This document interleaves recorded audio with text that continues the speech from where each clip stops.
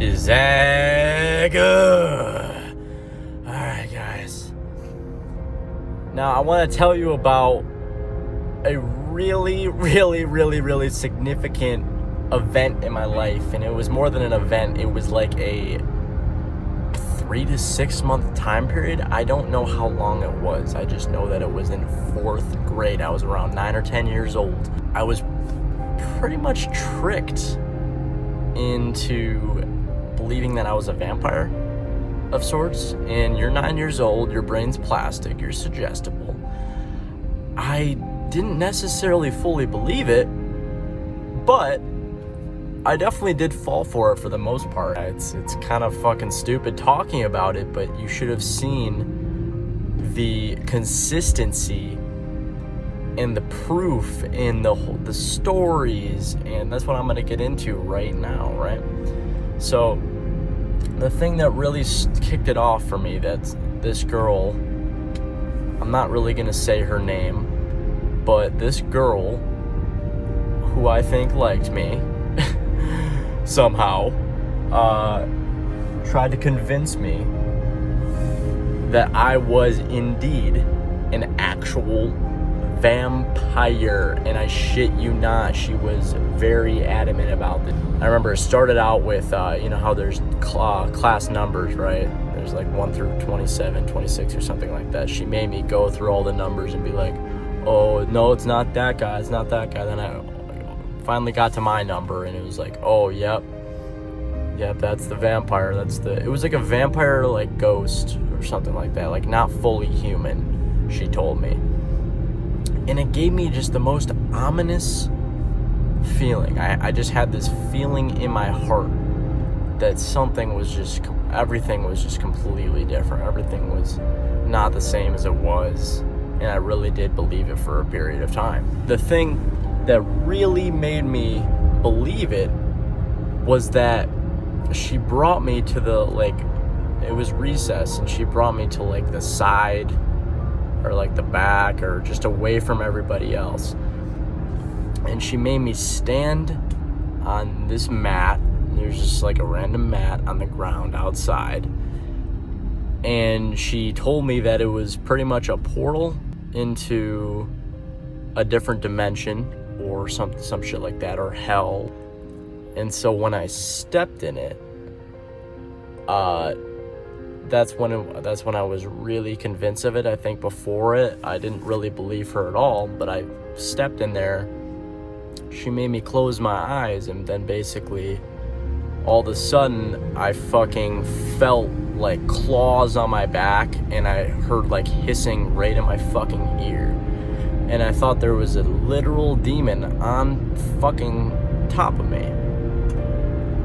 And I didn't look back. I didn't stop closing my eyes. But that is what happened. I stepped in there and I felt something on me and hissing at me. Hissing in my fucking ear. And I didn't know what it was. And I don't even know how she did that. And that's the reason I was so scared and convinced. That's the reason, because it sounded pretty real. I don't know how a fucking 4th grader could pull that off, and she was different too. I don't want to call it weird, but she was different. She always like tried to make the whole class laugh, always wanted all the attention on her. She made me say like these rituals every single night, like some sort of little prayer. And if I didn't say it by like midnight, then I would be like dragged to hell or something like that. But I had to say this prayer, and it freaked me out. Like I was saying it in the fucking bathroom. Like I was literally saying it in the bathroom when I was at sleepovers and stuff like that. I was saying it every night. I was freaked out. I couldn't. Oh yeah, and if I told anybody about it, I'd also go to hell or something like that too. Just ridiculous. So I couldn't tell my mom, I couldn't tell my dad as a 4th grader. They thought something really serious was going on, because I like wanted to say it, but then I was like, oh no, I can't tell you. So imagine your 9-year-old kid being like, oh yeah, something's, oh, I can't tell you though, but something's going on or whatever, because I think that's what happened. That I said something really sketch like that. And then my mom actually thought like something really serious was going on, but I never told her. I don't even know if I ever told her now. But man, and this thing just went on, and then just over time, I think it just started to fade. But during it, man, it was like hell. Like she like fucking, I don't know how I just like got over that. I don't know if I really got over it so quickly, because it was like months, and there was like certain people associated with it. Dude, I think that it was something more, dude. That was not normal at all. Like, that is not supposed to happen to someone's childhood. And no, it wasn't any adults involved. I didn't see anything. It was just really sus, man. Especially because there's stories about like satanic rituals going on with the government. And that seemed to really be similar to it, especially the whole like demon thing. That like really, I still don't understand that. And I actually know who she is still, the girl that did that to me, and I brought it up to her like a year ago, texted her on Instagram, and then she was like, oh yeah, are you serious? I don't even know what you're talking about. And then I'm like, what? And I describe more details of it. And she's just like, nope, I don't know what you're talking about. Wow, I probably would do that. I was a weird kid, huh?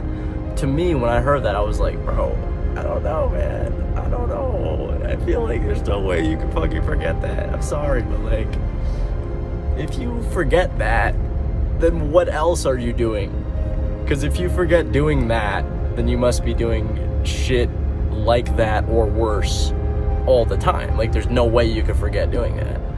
Because she basically like mentally imprisoned me into like being her fucking slave, essentially. Like, I had to like do shit for her. I had to like she made me like do certain things. I don't even remember, dude. I wish I had more details on it, but I just remember feeling enslaved and feeling controlled and feeling mentally manipulated into fear. It was like choreographed, dude. I just can't see a fucking fourth grader being able to do that shit. It seemed so much deeper and choreographed to me, because I felt like my life was at risk like every single day. I felt like really, really intense like death fear, like real death fear every day, and like helplessness. And it like genuinely felt like that. It was fucked, dude. Completely and utterly fucked. I can't emphasize that enough. She like acted like she got possessed by certain things. Like, she would get possessed by like it would look like some type of multi-personality disorder shit. And she would like get possessed by a baby, then she would start acting like a baby, then she would get possessed by like an old person, start acting like an old person, and get possessed by like a guy, and then she'd be like a guy. I remember there was like a possession thing about it too. It was like, and then it's so weird because all of this stuff correlates to like real things that are being rumored around, like the satanic rituals and all those things. It is like a mirror reflection of some of the stories that are told, like the possession, the demons, the different world, like the prayer. Dude, I'm just trying to figure out what type of household she grew up in if she's like that. I just don't get it, man. I might share a little bit more about this in the future if I can remember more. I just wanted to get that out. It's been a video I've been wanting to make for a long ass time. I love telling people about it. So say down in the comments below if you guys have any other scary stories or scary weird things similar to what I just told down below. All right, peace.